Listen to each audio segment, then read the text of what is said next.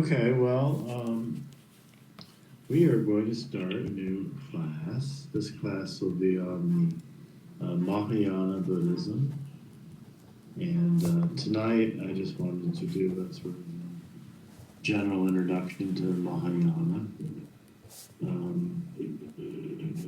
And I thought to start with, we would chant one of our favorite chants, which of course you won't have a copyright at the end, but you can join me for the main part of it. And this is the perfection of wisdom in one letter. So, the yes. The Prajnaparamita, as we'll talk about in a little bit here, is a vast genre of sutras. And they get to be very long, and they get to be very short.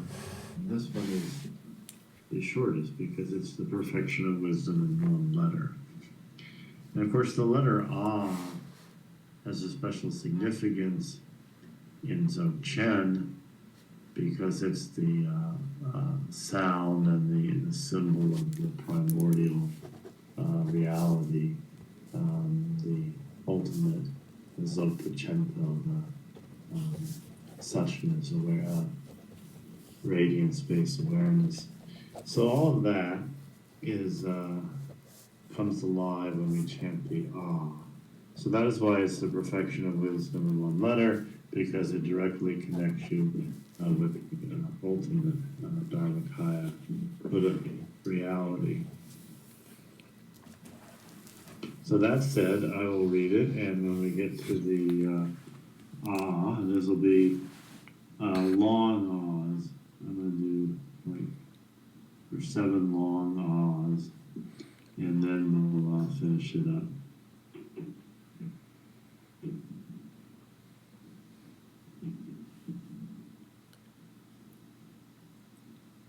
The perfection of wisdom in one letter. Thus have I heard.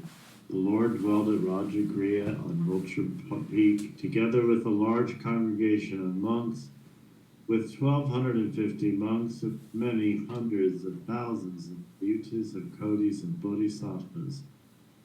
At that time the Lord addressed the Venerable Ananda, said, Ananda, do receive for the sake of the welfare and happiness of all beings this perfection in one letter.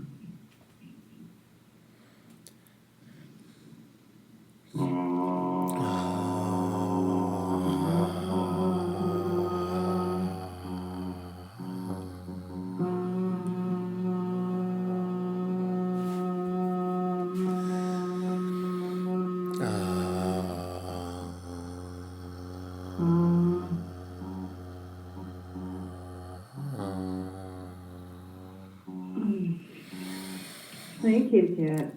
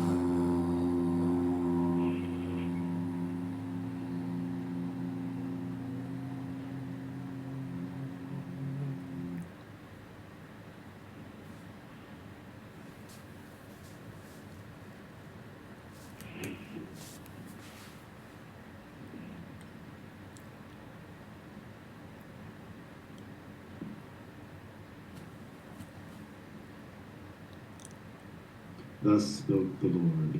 The Venerable Ananda, the large congregation of monks, the assembly of the Bodhisattvas, and the whole world with its gods, men, asuras, and Gandharvas rejoiced at the teaching of the Blessed Buddha. Excuse me.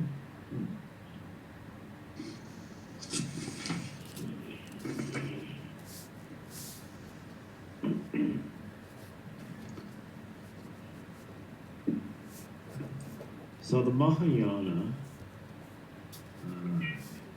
which is a great path, great vehicle, I'll be right back.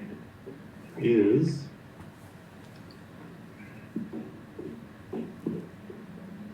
the open path. It's an open path because it's available to everyone. It's really actually unlike anything else in that it is a universal spiritual path. Anyone, anywhere can practice it because it's not particularly concerned with terminology. It's really describing a kind of spiritual dynamic. It's a spiritual dynamic that if you put it into place, it can lead to an unfolding of your essential intrinsic spiritual nature, or your Buddhahood. So it's an open path that anyone can do. It's not only for the gifted and strenuous practitioners or practitioners of really high intellect or analytical ability.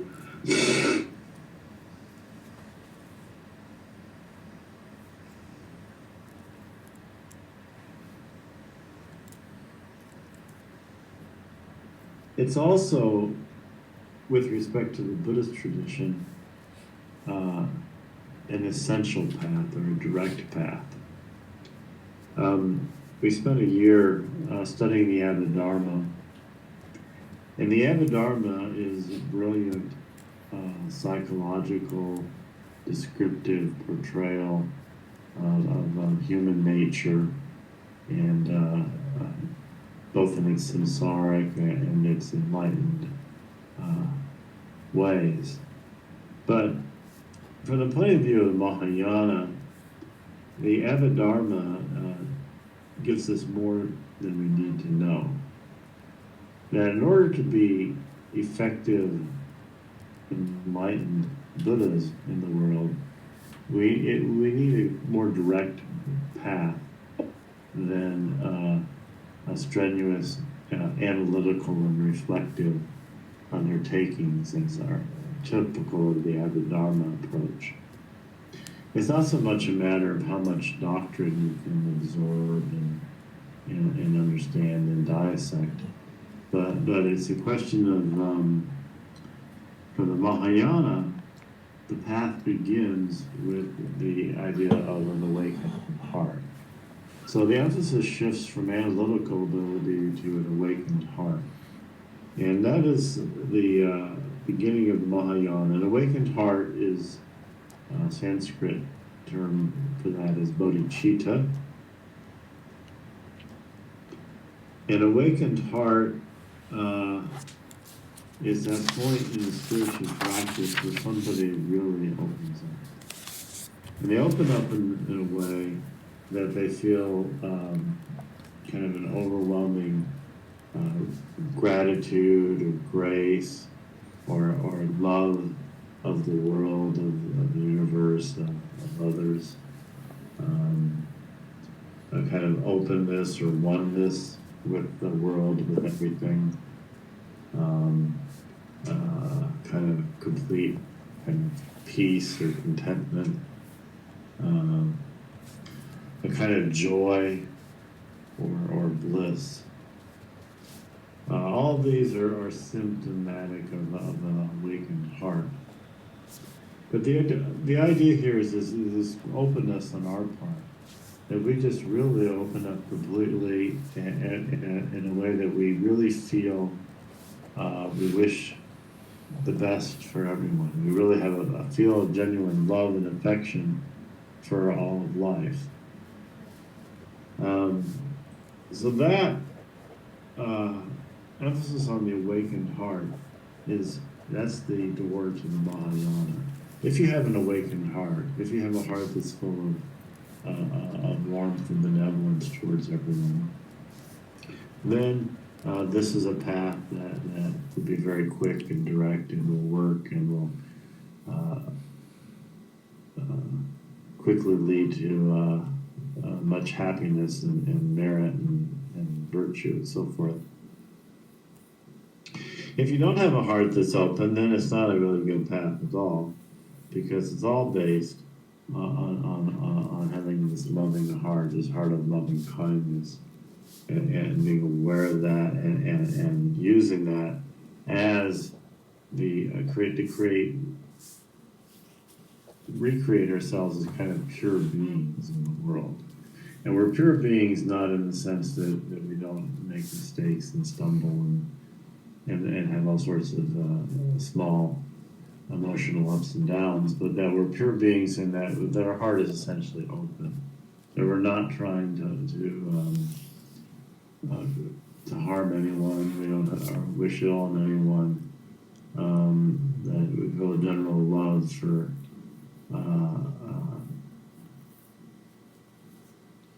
an openness towards the outside world, which doesn't imply that we lose any sense of discrimination or prescribes us to any particular action. There's certainly, we may love people, but we may also want to avoid them for various reasons. So it's all the quality of the heart that's a significant thing here in the Mahayana. So that's the essential path. And then what happens with the awakened heart is that it leads in the next phase in the Mahayana to what we call the altruistic view. And that is that the best action we can take is action that benefit other people. This is because we love everyone, and we love all sentient beings, and we love all reality, really. And that we want to benefit sentient beings. And so the best kind of life is a life led to benefit others. So it's this idea of seeing how that's just a better way to be in the world, to be there for other people. And it gives your life meaning, and it gives you purpose, and it brings happiness to others, it brings happiness to yourself, because you really feel your best when you're actually doing helpful things for other people. So the first conversion on this Mahayana path, our heart is woken up. We have this kind of joy that we feel and we want to share. But then we have this idea of the altruistic view, that we're going to have this intention to benefit others. And Trungpa Rinpoche talks about this. He's giving a commentary to one of Atisha's slogans. And the slogan is, all activities should be done with one intention. And Trungpa Rinpoche says, your one intention should be to have gentleness towards others and a willingness to always be helpful. And whatever you do, whether sitting, walking, eating, drinking, or even sleeping, should always take the outlook of being of benefit to all sentient beings. This seems to be the essence of the Bodhisattva vow. So, gentleness towards others, always a willingness to be helpful,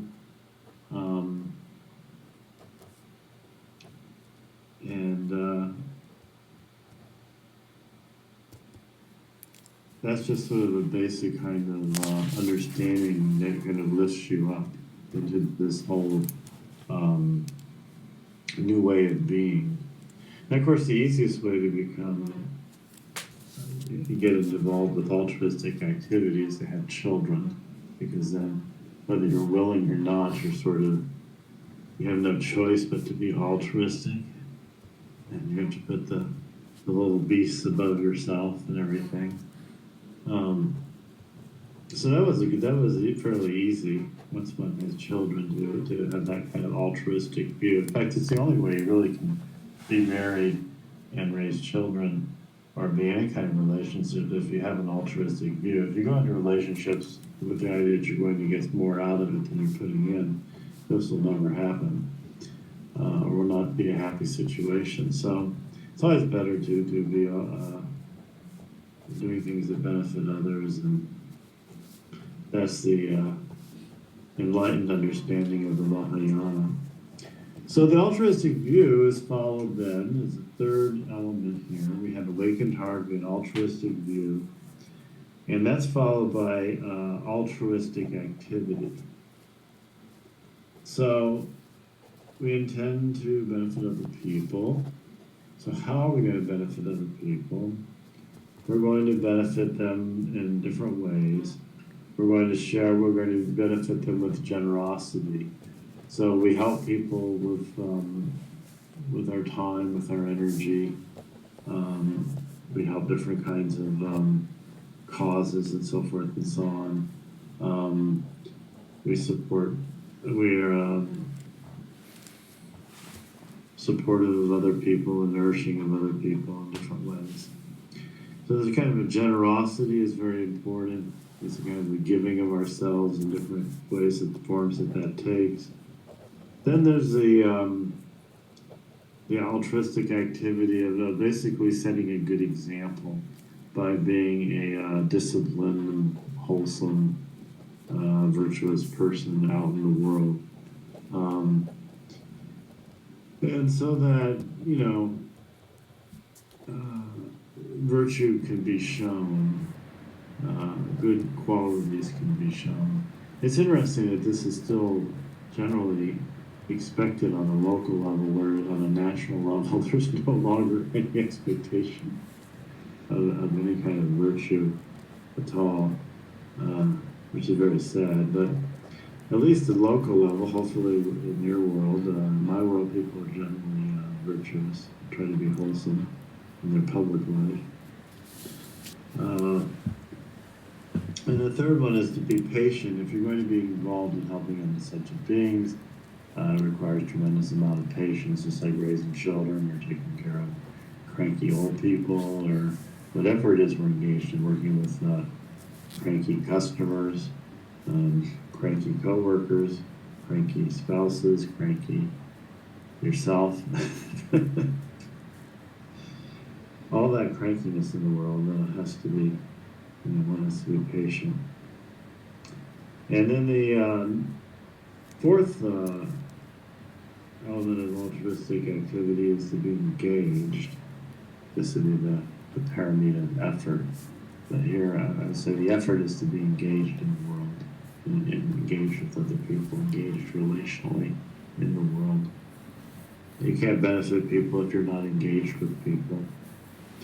And then there's the altruistic activity of being aware, or samadhi, and that is to have that samadhi, to be able to be present. So when you're in situations with other people, you can be beneficial because you have a calm, present mind. And oftentimes a calm, present mind doesn't help a whole lot, but some other times it is just the thing that's needed, and you can supply that. And so our being grounded in the space of the situation and having a sense of acceptance of the situation and a calmness allows us to be a generally helpful person. And then finally, the key to all altruistic activity is proper understanding, which would be prajna, as in prajna paramita, to know what to do. And here in Mahayana, the idea of what it is to be wise is a bit different than it was in the Dharma. In the Mahayana, we want to be able to develop the ability to understand a situation, to read a situation, to see what's going on quickly, intuitively, directly. We have abilities to sort of see, listen, feel a situation, know a situation, and just be present in that situation.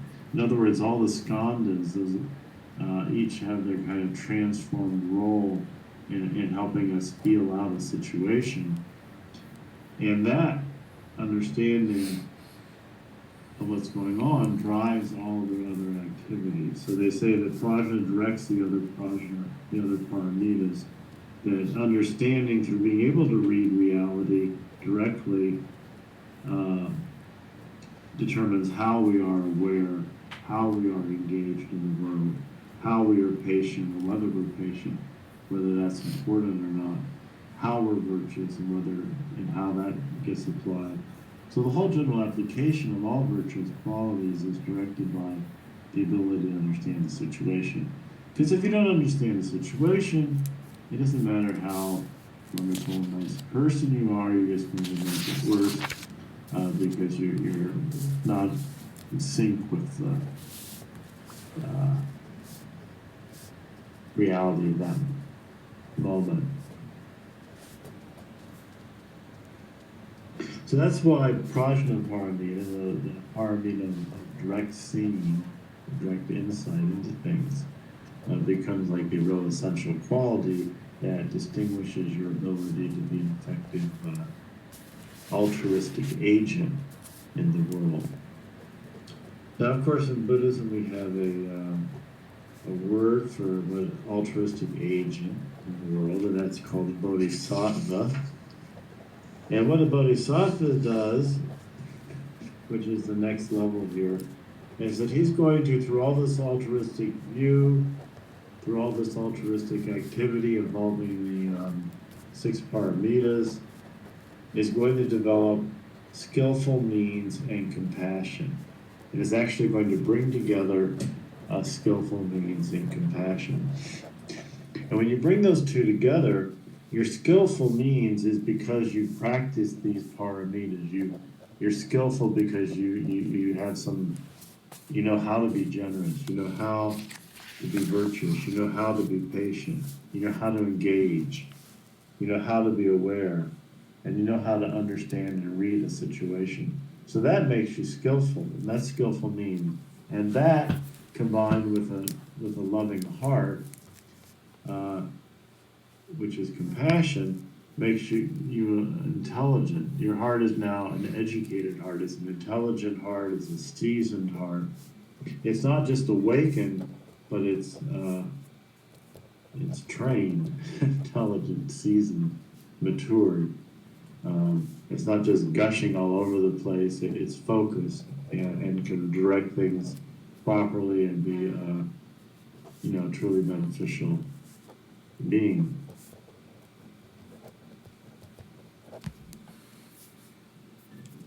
So the next step,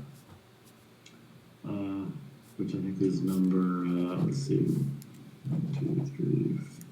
First was awakened heart, second was altruistic view, third was altruistic activity, fourth was the bringing together of skillful means and compassion, and the fifth element or essential element of the Mahayana is having faith in the Buddhas and Bodhisattvas. That we're not the first person to have a pure heart, we're not the first person to practice altruistic endeavor, we're not the first to develop skillful means and compassion, that this path has been set in place for thousands of years, for all eternity for all we know, and that there have been many previous exemplars of awareness, such as bodhisattvas and Buddhas. And bodhisattvas were like ourselves, people who took human form over a period of time and matured into Buddhas. And Buddhas there are just natural Buddhas who have always been Buddhas, like the Dharmakaya Buddhas. So it's our faith in these Buddhas and Bodhisattvas, which is essentially faith in awakened mind, enlightened mind, Buddha mind, that such a thing is exists now and in many different ways. And all the different expressions of that Buddha mind becomes an important part in the Mahayana. So we have all the peaceful deity practices that are a key to Mahayana praxis, like Maitreya, Avalokiteshvara, Amitabha, Tara, all of Medicine Buddha, all of the peaceful deity practices, and all the fact, this idea of the Buddhas become these exemplars of compassion, they become exemplars of intelligence, of wisdom, of various kinds of powerful, wholesome qualities that we can embody within ourselves, that we do embody and have within ourselves, and that can over time increasingly bring to life. So faith in the Buddhas and Bodhisattvas is part of this path of devotional openness that then sort of lifts us into the enlightenment. Our hearts are open, then we sort of lifted by our faith into the Dharmakaya reality. And the Buddhas and Bodhisattvas are seen as always emanating this Dharmakaya reality that opens up to practitioners. And so it's much the superior path. The last and seventh point about it is that the Mahayana is the path of inexhaustibility, that it's not limited, that it is not a path of a particular time or place, but it's the universal path of all time, of all places, of all universes. There, in the Mahayana view, there are inexhaustible universes, inexhaustible Buddhas, inexhaustible energies, inexhaustible creative inspirations. So the whole thing is just boundless, and it's just tremendous, just complete expansion of divine reality, and the buoyancy of all that divine reality lifts us into enlightenment.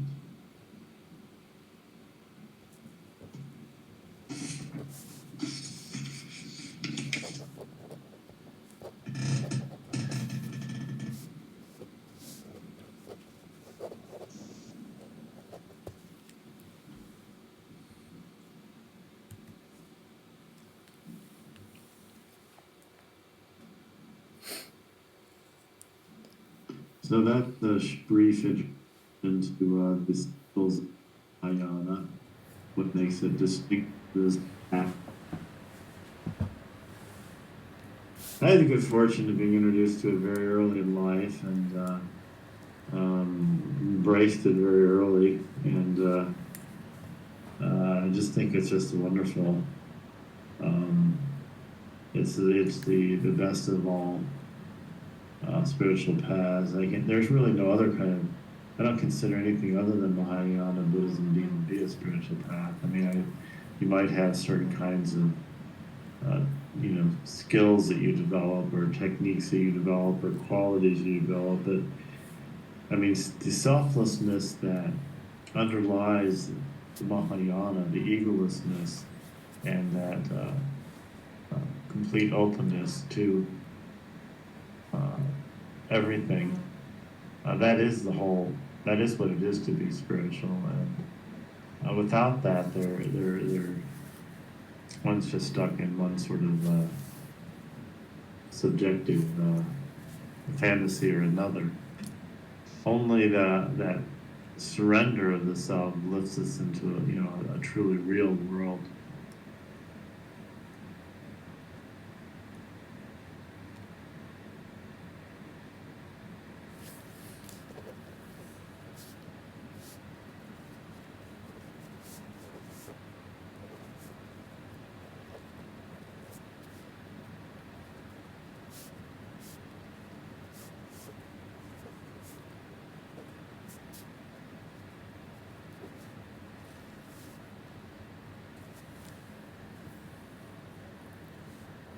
So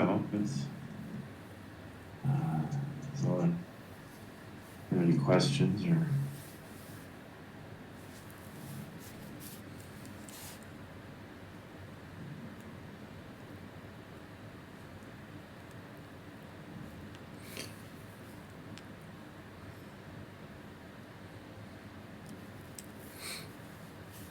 really like so many things here, but the buoyancy of the path lifts us into enlightenment, and the path of inexhaustibility. I'm trying to just understand. It's such a like uplifting idea.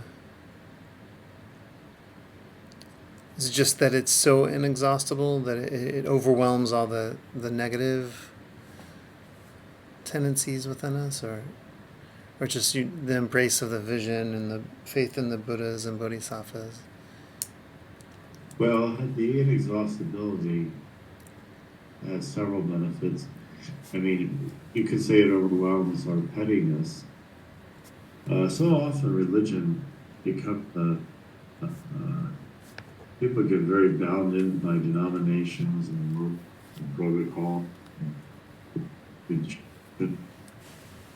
it all becomes very petty. You would be, I mean, churches are notorious, and they I guess they say, experience it that at least a lot of people just get caught in petty.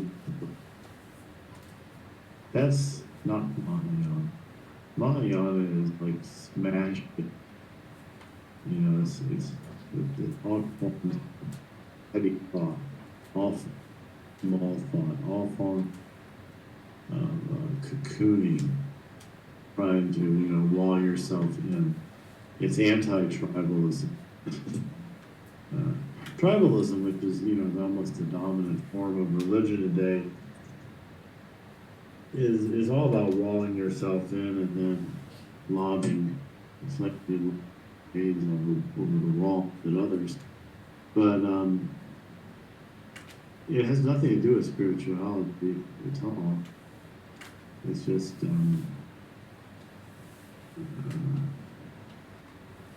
it's a perversion of the whole thing. That it's just closed down. That's why Mahayana is, like I said, if you don't have the open view, you miss the whole point. You miss the whole point of Christianity, you miss the whole point of Buddhism, you miss the whole point of anything, really. But the fact is that people perennially have this tendency to totally miss the point.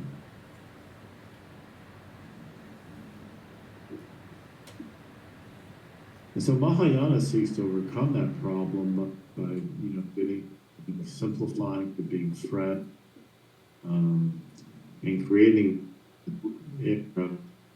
high positivity and cheerfulness and buoyancy. Creating what? Buoyancy and cheerfulness and positivity. Mm-hmm. So do you think?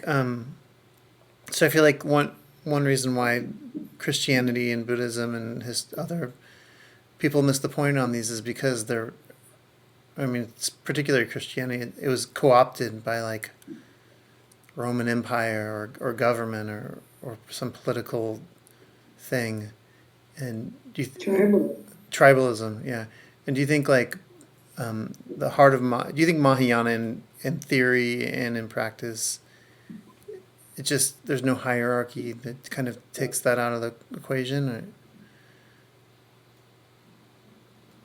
there's nothing there to co-opt? Well, there's just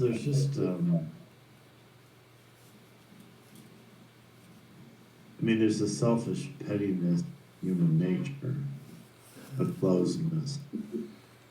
And the whole basic force driving samsara is that ignorant, that aggression about getting what we want, and the desire, and all the passions that it stirs up. So all of that is that's just sort of the human nature. And then the idea, with religion and spirituality is to provide a better way than just, tooth and nail clawing it out, so looking out for number one and all. But the fact is that religion perennially fails, and it gets co-opted, but it's also just generally unable to get that. It just gets stale and old and petty, and this is the side effect. That's why, in order to have a genuine path, you have to have a fresh, living spirit, and that's what Mahayana can be when it's practiced in the way. And Mahayana, and even Christianity, that is not bound by any denomination, but not bound by anything. It's all in your heart, and if your heart is open, then you're master of all religions. And if your heart is closed, you're master of none.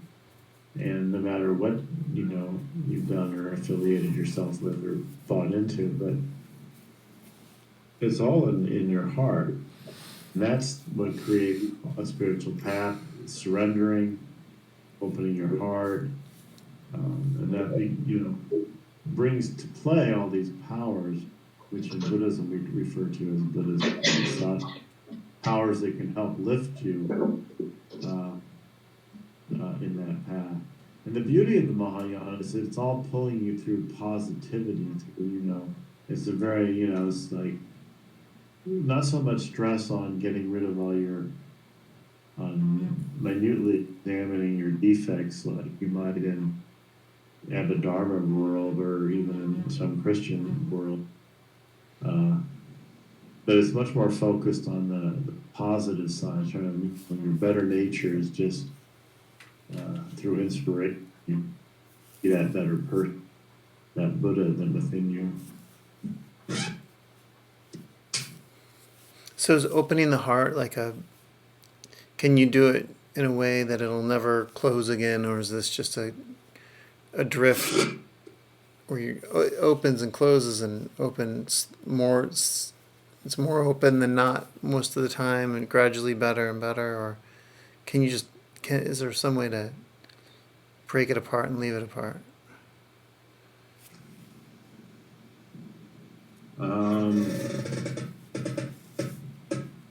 Well, yes and no.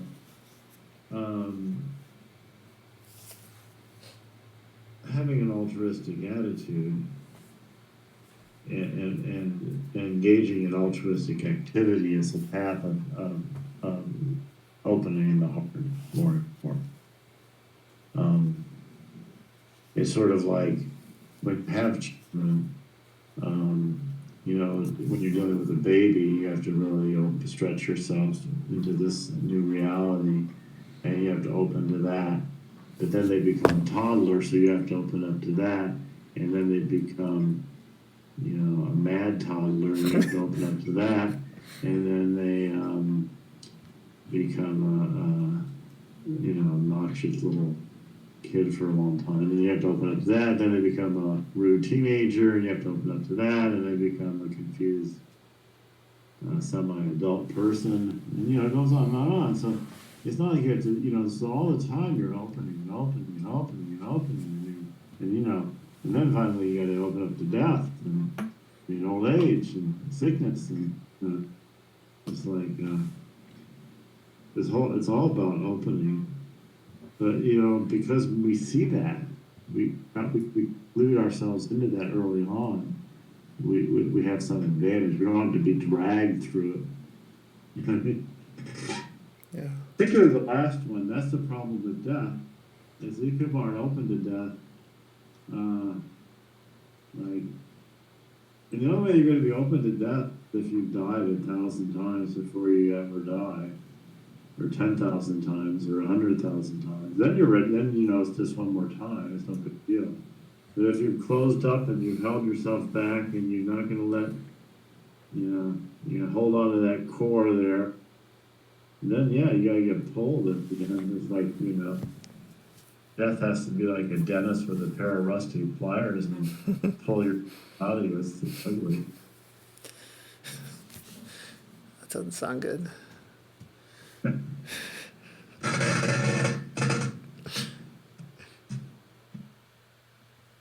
So dying 1,000 deaths is. Well, the only thing that what is a great saying in the medieval Christian work, the Theologica, the only thing that burns in hell is self-will. And what the 1,000 deaths is every time you become selfless, you just give up and just accept things as they are, or give up and do what needs to be done. And all those times where you're giving up self, you're practicing the art of death, the art of surrender. Once you surrender, then what's there to hold on to? If you're not holding on to anything, there's nothing to protect or defend. You become just you're eating with it. So if you get to where you're able to do that often, then you'll be better prepared as new challenges emerge.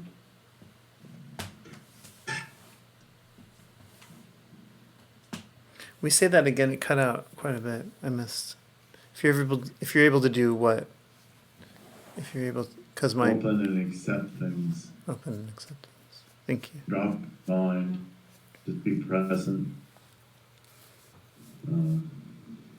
Identify with that part of you that's Buddha, not that part of you that's dying. This is the problem, that you're not dying. The body is shut down, but the Buddha within is still going to be a Buddha within. And no change in Buddha. There's a change in form of Buddhahood taking place. There's a change in Buddhahood. You're a Buddha now, you'll be a Buddha in your next embodiment, or non-embodiment, as the case may be.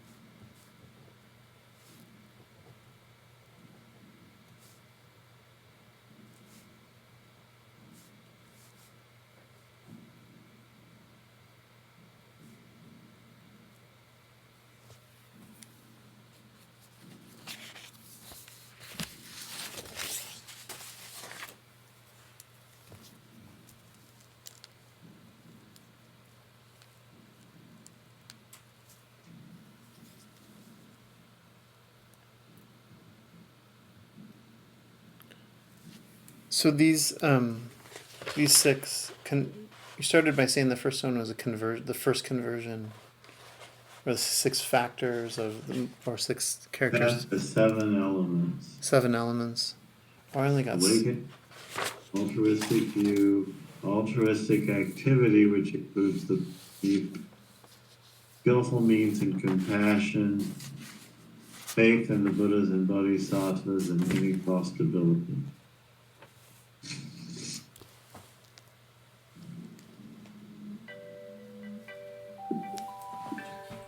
Bruce. That's on the official list, yes. Okay. So, it's 7. So I got bumped off the internet for a while, but I have number 1, awakened heart. Number 2, altruistic view or attitude. Number 3, altruistic activity. I think I missed number 4. This was the altruistic activity, being gentle, being virtuous, being patient, engaging the world and understanding all of that, is a kind of training, a bodhisattva training, where you develop skillful meaning, so that you're able to better read situations, respond appropriately, Okay. with in an altruistic way. And that skillful means then is combined with compassion to create an intelligent heart. And an intelligent heart then is what a bodhisattva uses to engage the world. It's not we're always gushing over situations, but they're actually able to see, what where we can be of best benefit and so forth. Skillful means plus compassion is intelligent. So the combining skillful means and compassion. That's step The 5. union of those two is what produces a bodhisattva. It produces what? A bodhisattva, Got it. agent of enlightenment, an awake being. Okay, thank you.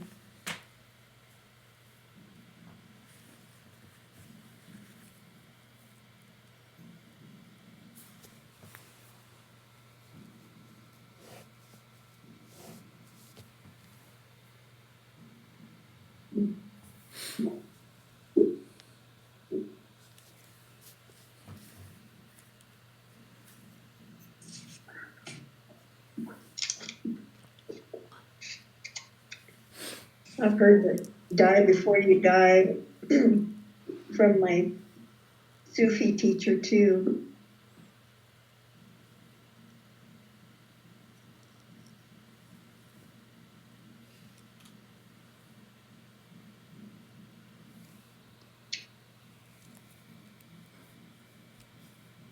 Helpless emptiness.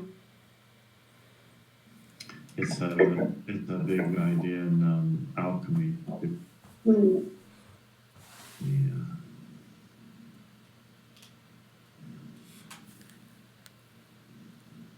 The medieval art of dying.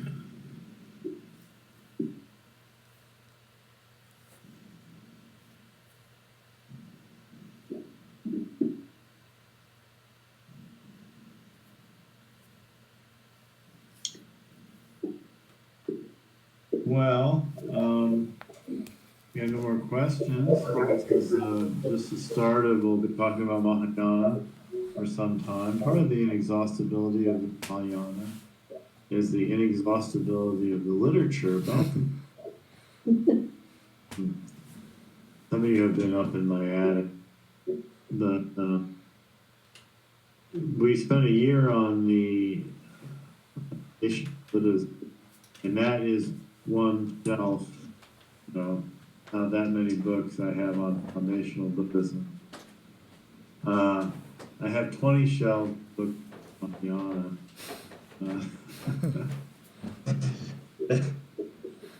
There's quite an extension. Even though the essentials are very basic and it's very simple, it seems that the paradoxical Buddhist literature is that the less there is to talk about, the more, until you get to Dzogchen, where you really can't say anything. That's literature there as well. Zen. Zen is by far the most voluminous of all Buddhist literatures.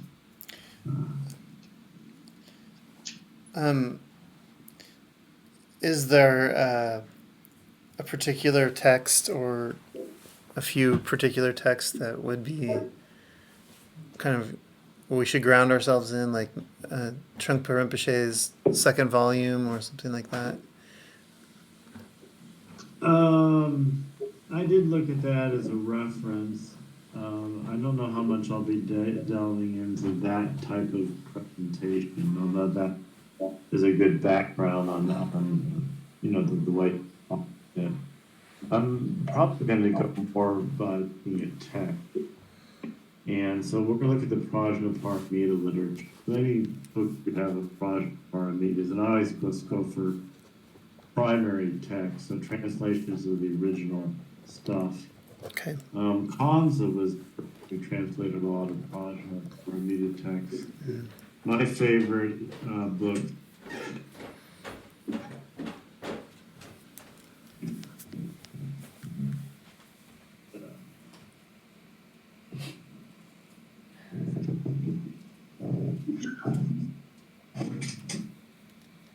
I don't know if you can even get this one anymore. This is like an English book from 1950. It's called The Short Paramita Text by Konze, Konze. And he translates several dozen Paramita texts that are shorter. I think I did get And that one. Konze also translated The Perfection of Wisdom in 8,000 lines. And these are the two I've been reading for Paramita. He has I got this one recently, that shorter one. It's Perfect Wisdom. the short Prajnaparamita text. Has they got that in there? Is that what it is? Yeah. It says it on the back too, more clearly. Oh, cool. So yeah, a few years ago I found it. So. It's possible. Sorry, I'm sorry to interrupt you. What was the other? Perfection of Wisdom in 8,000 lines.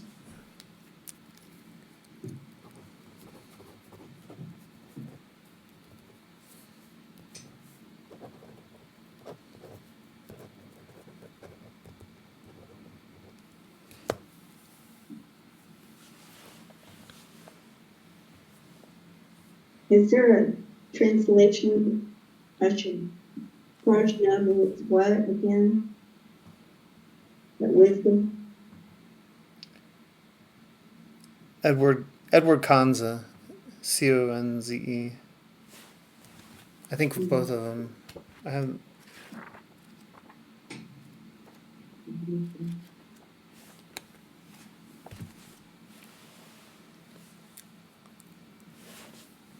There may be more recent translations. These translations are from a long time ago. They're the ones I grew up with in college and stuff, but there's probably more recent ones that I haven't not aware of. Some texts are very famous, of course, and translated many times, like the Heart Sutra. I mean, a lot of people have translated the Heart Sutra, the very short sutra, and commented on it. The Diamond Sutra has been translated and commented on many times. There's a very famous translation, Diamond Sutra, which is Prajnaparamita Sutra, favored by Zen practitioners. Translation by Red Pine of the Diamond Sutra that the author done. I don't know if we'll look at that or not, because at the Zen Center they do that one all the time. The other less known ones. But that's a very famous of the type of text. Prajnaparamita texts are just one type of Mahayana text. And they have certain that they develop. And then there are the Mahayana Sutras, which are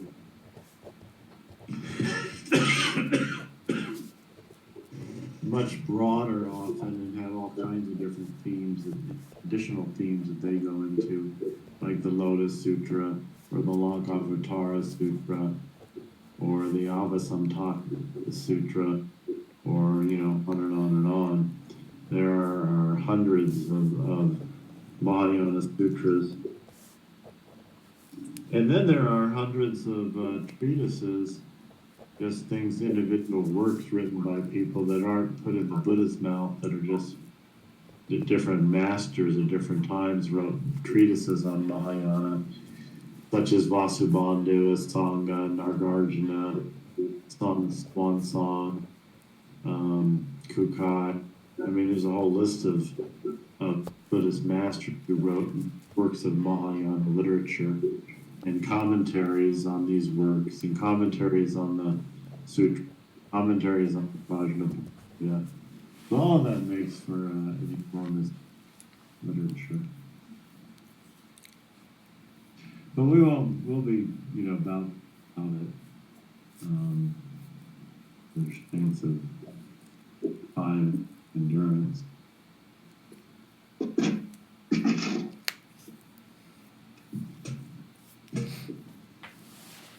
Great. All right, well, we'll start next week. Thank you, Bruce. Thank you. All right, good night, everyone. Right. Good night. Good night. Should we? This should dedicate merit here. By this merit, Right, should male all obtain donations. made with rhythm. From the So- synagogue of birth, soul days, because and death, from the Emotions, unconscious. most harm, yeah. Yeah. Good night. Good night. Good night. Thank you. Thanks.